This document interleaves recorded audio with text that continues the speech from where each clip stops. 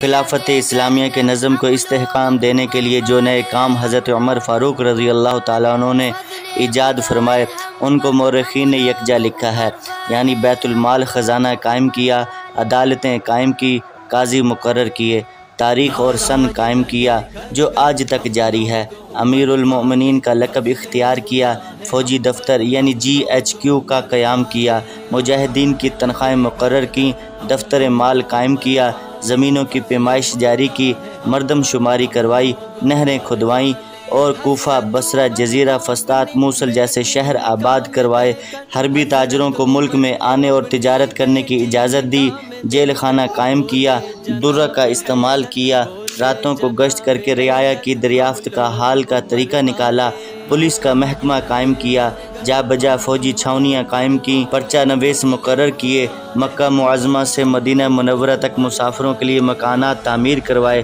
راہ پڑے ہوئے بچوں کی پرورش کے لیے روزینے مقرر کیے، مختلف شہروں میں مہمان خانے تعمیر کروائے، سیدنا ابو بکر صدیق رضی اللہ تعالیٰ عنہ کو قرآن مجید کی ترتیب پر آمادہ کیا اور اپنے اہتمام سے اس کام کو پورا کیا، مکاتب قائم کیے، قیاس کا اصول قائم کیا، فجر کی اذان میں الصلاۃ خیر من النوم کا اضافہ کیا، نماز تراویح جماعت سے قائم کی، شراب کی حد کے لیے 80 کوڑے مقرر کیے، تجارت کے گھوڑوں پر زکوٰۃ قائم کی، وقف کا طریقہ ایجاد کیا، مساجد میں وعظ کا طریقہ قائم کیا، اماموں اور مؤذنوں کی تنخواہیں مقرر کیں، غزلیہ اشعار میں عورتوں کا نام لینے سے منع کیا، حالانکہ یہ طریقہ عرب میں مدتوں سے جاری تھا۔